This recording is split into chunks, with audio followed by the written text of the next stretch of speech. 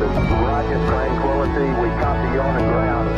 New possibilities are opening up for scientific cooperation between countries. 100.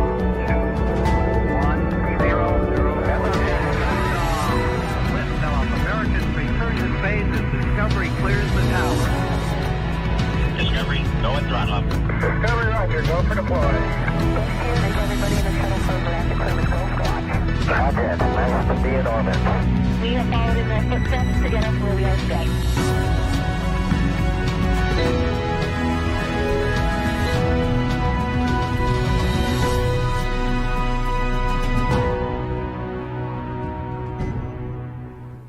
Hello and welcome to NASA's Kennedy Space Center in Florida for the pre-launch news conference for NASA's SpaceX Crew-2 mission.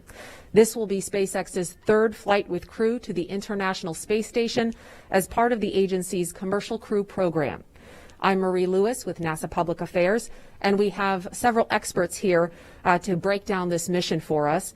To my left is Steve Stitch, manager of NASA's Commercial Crew program, Joel Montalbano, manager of NASA's International Space Station program, Benji Reed, senior director of human spaceflight programs at SpaceX, Norm Knight, deputy director of NASA's flight operations, Junichi Sakai, manager of JAXA's International Space Station program, Frank Divina, manager of ESA's International Space Station program, Kurt Costello, chief scientist for NASA's International Space Station program, and Brian Cizik, launch weather officer with the U.S. Air Force's 45th Weather Squadron. Now, you may also have noticed a pair of spacesuits behind our speakers in the room. These are the actual spacesuits worn by astronauts Bob Behnken and Doug Hurley during the historic Demo 2 test flight last year. And we have them here as a nod to all that the NASA and SpaceX teams have accomplished. We will take your questions after opening remarks from our guests, and we'll start with Steve Stitch. Thanks, Marie. It's great to be here today. We had our launch readiness review this morning, jointly between NASA and SpaceX. We reviewed all the open work coming out of the agency flight readiness review and the systems on the vehicles, and we concluded that we're go for launch. So we're still on track for a 6/11 Eastern launch on Thursday, April the 22nd. That would put docking on Friday, April 23rd at around 4:30 a.m. if we launch on Thursday as planned. Over the last 48 hours, it's been a very busy time frame here. Of course, on Saturday, we had the static fire of the first stage of the Crew-2 vehicle, fired all of the 9 Merlin engines, and reviewed all the data from that. Those looked really good, compared really well to the Crew-1 flight, and so no issues coming out of that static fire. On Sunday, the crew got in the vehicle.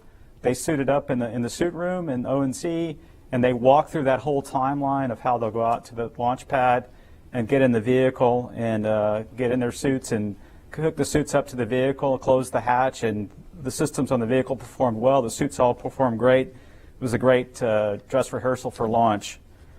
As we talked about after the flight readiness review, we did have one issue that we needed to resolve.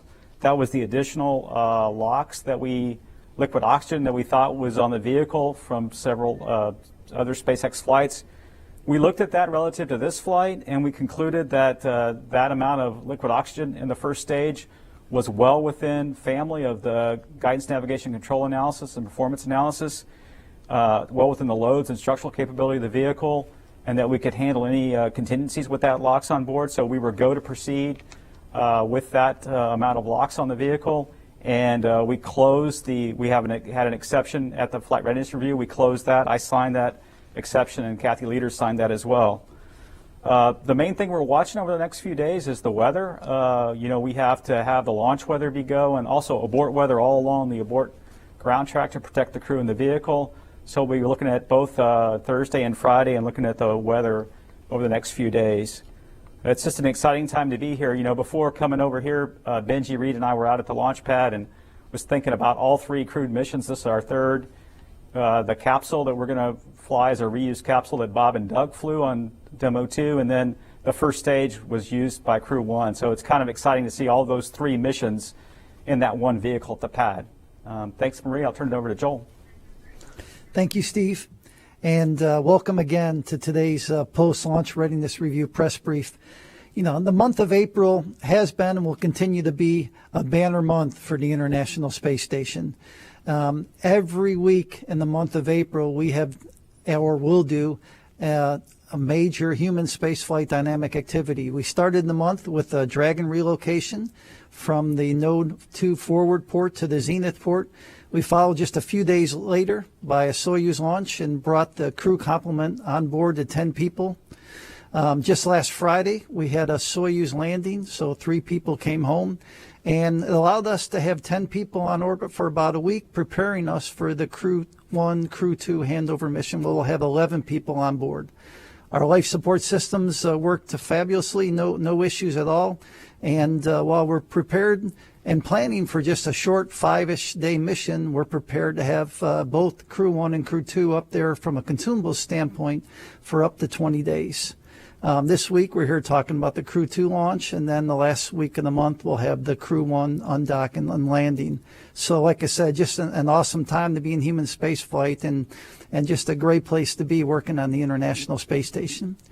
With the Crew-2 launch, we welcome the European Space Agency's flying an astronaut for the first time on Dragon.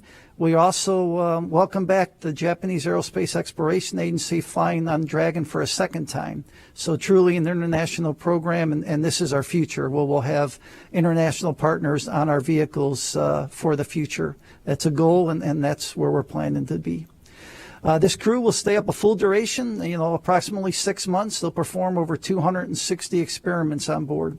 And one of the major benefits of the Commercial Crew Program is with the 4th crew member, we're allowed to increase the amount of utilization and research we do on board, the amount of technology development we do for the Artemis program, as well as the low Earth orbit commercialization efforts we do. So just an awesome time again to be working on the International Space Station. As I talked after the flight readiness review, April 22nd is Earth Day, and just a reminder, we have a number of experiments on board that are Earth-facing, collecting data every day for our scientists to study the Earth. We also have activities on board, for example, water recovery, that we can repurpose that technology and use it to benefit people here on Earth. So we're excited for this mission. We want to congratulate the Commercial Crew Program, congratulate the SpaceX team. And with that, I'll hand it over to Benji.